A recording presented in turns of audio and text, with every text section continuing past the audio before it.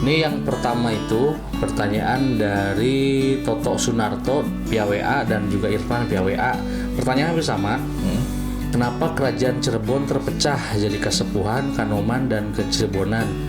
Dan terpecahnya itu mulai tahun berapa?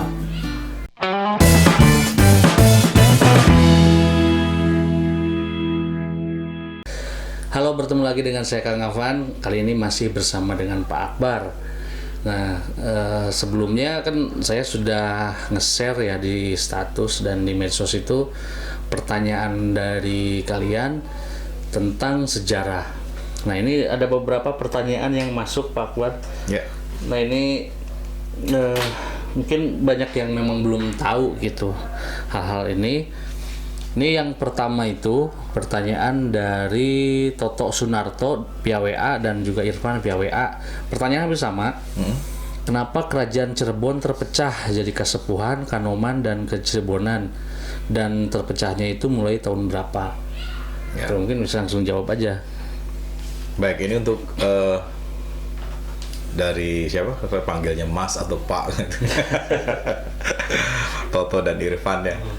Jadi memang yang terpublish ini sih, yang terpublish ketika bicara Cirebon, dalam hal ini misalnya Cirebon pada masa lalunya itu identik pula dengan kerajaan, dan kemudian pada masa kekiniannya kok tiba-tiba di Cirebon ada keraton atau kesultanan kayak Kasepuhan, kemudian Kanoman, Kecirebonan, dan sekarang ada Keprabonan gitu kan ya. Jadi kalau publik di luar melihatnya itu sebagai perpecahan. Tapi sebenarnya gimana nih? Jadi kalau saya pribadi, kami yang di Cirebon sama sekali tidak memandang bahwa itu adalah perpecahan. Artinya kalau bicara masa lalu Cirebon misalnya di era Kesunanan, di era Sunan Gunung Jati, kemudian di era Panembahan, bahkan ketika memasuki periode Kesultanan, dan publik kemudian mengetahui bahwa ternyata di periode Kesultanan ini ada keraton-keraton tadi kan, ada Kasepuhan, ada Kanoman, dan juga ada Kecirebonan, Keprabonan. Maka saya secara pribadi memandang bahwa itu bukan perpecahan. Jadi setting yang berusaha saya pelajari selama ini tentang latar belakang dari kenapa kemudian lahir keraton-keraton terbarukan itu ya. Itu gimana? Ini adalah bagian dari, kalau ibarat ada amanah ya, amanah ataupun pilihan peran, maka itulah sebetulnya yang memang akhirnya terjadi di Cirebon.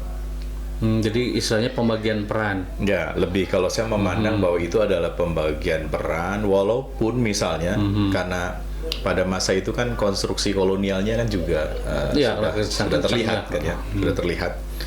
Jadi yang kenapa saya memandang bahwa saya secara pribadi tidak menganggap bahwa itu adalah perpecahan, karena para putra dan para putra mahkota Cirebon pada masa itu kan semuanya itu dikukuhkan, artinya jumenengannya atau dinobatkannya itu justru oleh pamannya sendiri, yaitu Sultan Ageng Tirtayasa, raja atau sultan di Banten, tempatnya di Keraton Kaibon dan Keraton Surosowan di sana.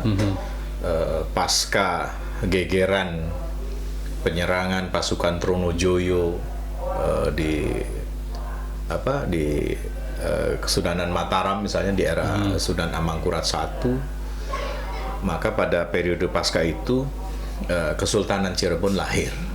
Nah, jadi kalau bicara angka tahun itu 1600-an, jadi hampir 1670-an.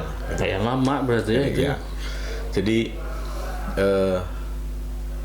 kita tahu bahwa periode terakhir di era Panembahan itu kan dikenal sebagai periodenya Panembahan Girilaya, atau Pangeran Karim atau Pangeran Rasmi.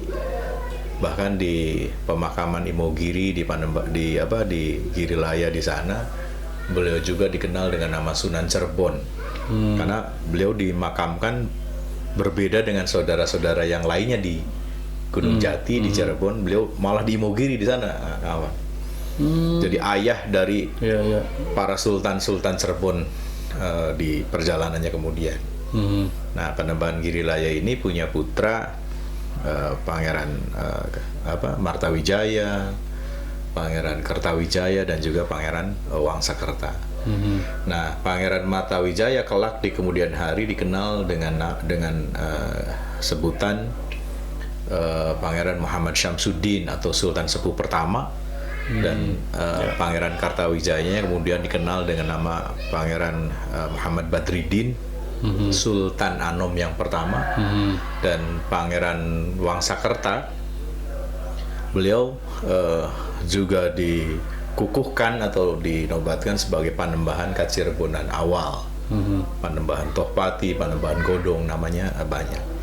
Yang dalam kiprahnya ke depan, artinya dalam kiprahnya selanjutnya pasca penobatan ini, justru Pangeran Wangsakerta malah berkhidmah atau membaktikan diri, ikut membantu rakandanya yaitu Pangeran Martawijaya atau Pangeran Muhammad Syamsuddin, Sultan Sepuh pertama. Beliau sebagai asisten Sultan Sepuh. Padahal ketika bicara kronologi sebelum dua rakandanya ini pulang ke Cirebon ya, karena pada saat itu dua orang rakandanya itu Pangeran Martawijaya dan Kertawijaya ini sedang bersama ayahandanya di Kesunanan Mataram, sedang sowan kepada kakeknya. Jadi sedang mertamu, sedang silaturahim kepada abahnya ataupun datuknya ya, ataupun akinya kalau istilah orang Sunda, karena bagaimanapun juga Sunan Amangkurat I, putra dari Sultan Agung Anyokrokusumo, Raja Besar di Mataram, itu adalah kakek dari para sultan di Cirebon, karena memang putrinya dari beliau itu menikah dengan Panembahan Girilaya dari Cirebon. Dari Cirebon itu pada masa itu ke Mataram ya mertua, besan mertua. Nah, Panembahan Girilaya kan rajanya.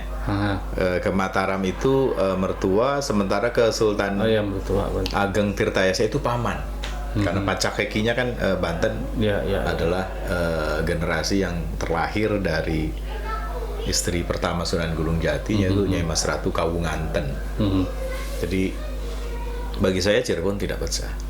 Jadi Keraton Kesepuhan punya perannya tersendiri, Keraton Kanoman ya punya peran tersendiri. Dan nah, itu perannya tuh apa sih? Mungkin yang pemirsa belum pernah tahu gitu.